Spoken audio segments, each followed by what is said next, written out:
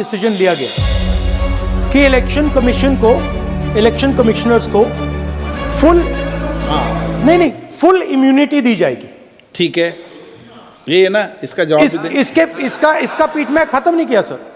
इसके पीछे जो थिंकिंग थी वो हमें सबसे पहले बताएं।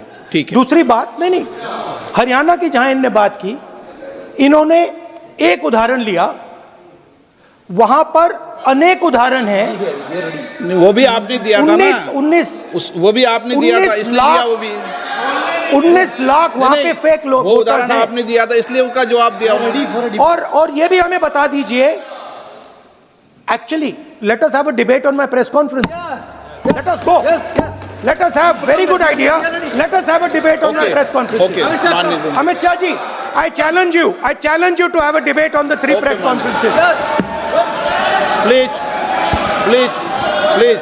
ठीक है, बैठ जाइए माननीय, प्लीज माननीय, आपने बात की थी, प्लीज। ये डिबेट ही तो चल रही है। उत्तर प्रदेश में और हरियाणा में दोनों चुनाव में वोट कैसे दे रहे हैं, प्लीज ये भी जवाब दे दीजिए माननीय गृह मंत्री जी। मान्यवर, पहली बात मैं स्पष्ट करना चाहता हूं, मैं 30 साल से विधानसभा और संसद में जनप्रतिनिधि के रूप में चुनकर आता हूं। मुझे लंबा अनुभव है संसदीय प्रणाली का। विपक्ष के नेता महोदय कहते हैं कि पहले मेरी बात का आप जवाब दीजिए, मैं सुनना चाहता हूं। आपकी मुनसफी से संसद नहीं चलेगी। मेरे आप बोलने का क्रम मैं तय करूंगा, इस तरह से नहीं चलेगी संसद। मान्यवर, उनको धैर्य रखना चाहिए, मेरा जवाब सुनने का। इनकी एक बात का जवाब मैं दूंगा, मगर मेरे भाषण का क्रम वो तय नहीं कर सकते, मैं करूंगा, क्योंकि मैं बोल रहा हूं।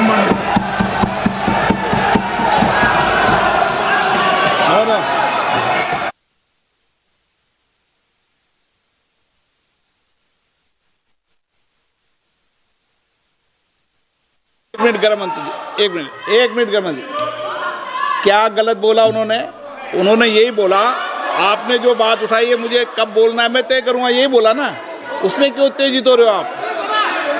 हाँ, आपके 2-2 मिनट में खड़े होने से थोड़ी जवाब देते रहेंगे। नो माननीय गृह मंत्री, नहीं होगा। मैं आपको फिर मौका दूंगा, आपको।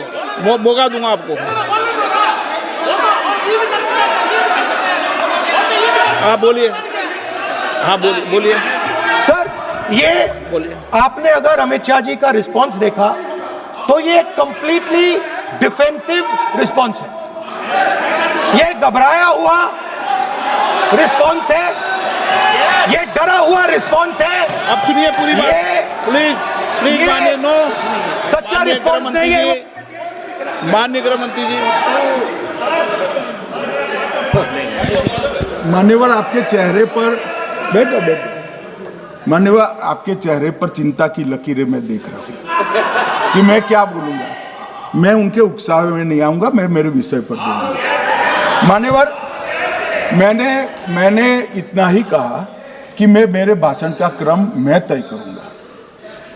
मेरे भाषण का पहले क्या बोलना, बाद में क्या बोलना, मैं तय करूंगा। और मैं मानता हूं कि हर एक वक्ता का ये अधिकार है, उनका भी है, मेरा भी है। कल वो बोल रहे तो हम ऐसा थोड़ी ना बोले आप झूठ क्यों बोल रहे हो, हम नहीं बोल सकते साहब। वो माननीय विपक्ष के नेता है, वो बोल सकते अपना भाषण। मान्यवर, और मैंने तो ये भी कहा, मेरा पूरा भाषण छूट कर कुछ बच जाता है तो आप पूछिएगा, मैं जवाब दूंगा, मगर अब धैर्य भी चाहिए और सुनना भी चाहिए, दोनों चीजें करनी पड़ती है। मान्यवर, वोट चोरी का कोहराम बचा। मैं वोट चोरी किसको कहते हैं वो बताना चाहता हूं। वोट चोरी के 3 आयाम हैं। एक तो मतदाता नहीं है, मतलब योग्यता नहीं है, और आप वोटर बन जाते हो तो वोट चोरी माना जाएगा। दूसरा, आप गलत प्रकार से चुनाव जीतते हो तो वोट चोरी माना जाएगा। और तीसरा, जनादेश को डिफाई करते हो, मतलब वोट के विपरीत आप कोई पद प्राप्त कर लेते हो तो भी एक प्रकार से वोट चोरी होता है। अरे सुनो ना, क्यों जल्दबाजी करते हो मानिकम? अब मैं 3 वोट चोरी की घटनाएं बताना चाहता हूं। सबसे पहली घटना हुई आजादी के बाद देश का प्रधानमंत्री तय करना था।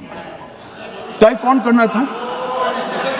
तो उस वक्त के जितने प्रांत थे इसके कांग्रेस के अध्यक्षों ने, उनके एक एक वोट से तय होना था। अब 28 वोट श्री सरदार पटेल को मिले और 2 वोट जवाहरलाल नेहरू जी को मिले।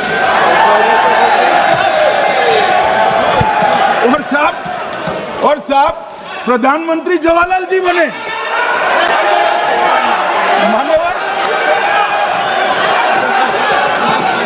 मान्यवर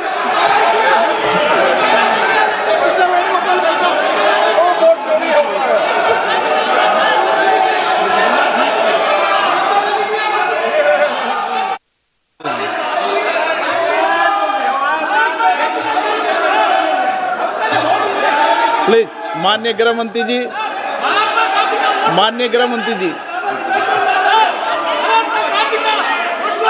प्लीज।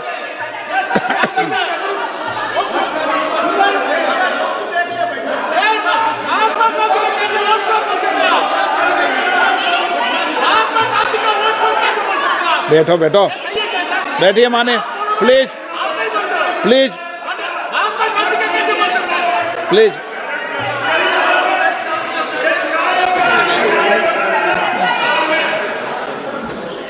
मान्यवर दूसरी, प्लीज बैठिए बैठिए माननीय सदस्य, प्लीज, हर बार नहीं उठते, बैठिए। मान्यवर दूसरे प्रकार की वोट चोरी और नैतिक तरीके से चुनाव जीतना, ऐसी वोट चोरी भी भूतकाल में एक बार हुई थी। श्रीमती इंदिरा गांधी रायबरेली से चुनी गई। इलाहाबाद हाईकोर्ट में श्री राजनारायण पहुंचे कि चुनाव नियमों के अनुसार नहीं हुआ। इलाहाबाद हाईकोर्ट ने ये तय कर दिया कि श्रीमती गांधी ने उचित तरीके से चुनाव नहीं जीता है, हम इसको रद्द कर दें। मान्यवर ये भी वोट चोरी थी, बहुत बड़ी वोट चोरी थी। और उसके बाद में क्या हुआ?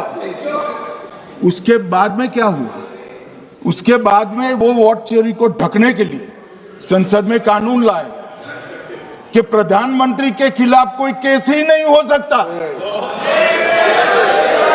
मैं विपक्ष के नेता को कहना चाहता हूं, इम्यूनिटी की बात आप चुनाव आयोग की पूछ रहे हैं, इसका तो मैं जवाब दूंगा, इम्यूनिटी का। मगर ये इम्यूनिटी जो श्रीमती गांधी ने दी थी, इसके लिए आपका क्या कहना है? और उन्होंने तो स्वयं के लिए ले ली। उनका आरोप है। प्लीज, ऐसे नहीं चलता मान्यवर। आप जब बोले, जब 5-5 मिनट उठेंगे क्या? ये मान्यवर उनका आरोप है। आप भी बोले ना, गलत। 1-1 मिनट में सदस्य नहीं उठेगा ना। मान्यवर उनका आरोप है कि सरकार ने बनाया तो लोकतंत्र ने बनाया, तो जो समय का केस था वो बताया है, आगे का तो बताया। मोदी जी को भी सब लोगों ने प्रधानमंत्री बनाया है भाई, आपकी कृपा से नहीं बने हैं।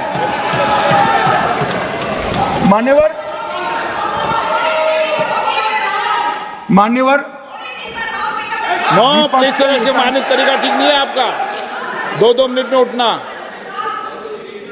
मान्यवर विपक्ष के नेता ने कहा कि आपने चुनाव आयुक्तों को इम्यूनिटी दी। इनका आरोप सत्य नहीं है, मैं इसकी बात बाद में करता हूं। परंतु हमने तो चलो मानो चुनाव आयुक्त को इम्यूनिटी दी, श्रीमती गांधी ने तो अपने आप को इम्यूनिटी दी। और फिर जब ये संवैधानिक सुधार के वायरस चैलेंज हुए, तो वो केस जीतने के लिए 2, 3 और 4 नंबर के सर्वोच्च न्यायालय के जज को बाईपास कर चौथे नंबर के जज को चीफ जस्टिस बनाया और वहां केस भी जीत लिया। और माननीय, ये तो इतिहास है, कौन झुठला सकता है? इनको कोई पढ़ाता नहीं है इतिहास, ये तो इतिहास है, सर्वोच्च अदालत और संसद के रिकॉर्ड में रखा हुआ इतिहास है। इसके खिलाफ ये लल्लन सिंह जैसे कितने लोग पूरा जीवन लड़े बिहार में इमरजेंसी के खिलाफ, जेल में गए, लाखों लोग गए। और तीसरी वोट चोरी कहना चाहता हूं, तीसरी वोट चोरी का प्रकार मैंने बताया था कि योग्यता नहीं है और मतदाता बन जाना। अभी एक वाद पहुंचा है, वाद मतलब डिस्प्यूट पहुंचा है दिल्ली की सिविल अदालत में। उसमें डिस्प्यूट ये है कि सोनिया गांधी जी इस देश की नागरिक बनने से पहले मतदाता बने।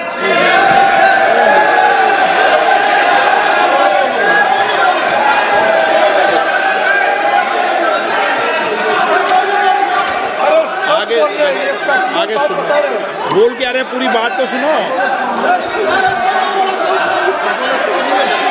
मान्यवर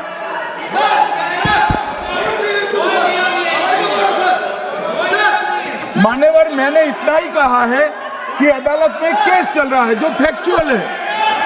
अब जवाब तो उनको अदालत में देना है, सोनिया जी ने, यहां क्यों दे रहे हैं?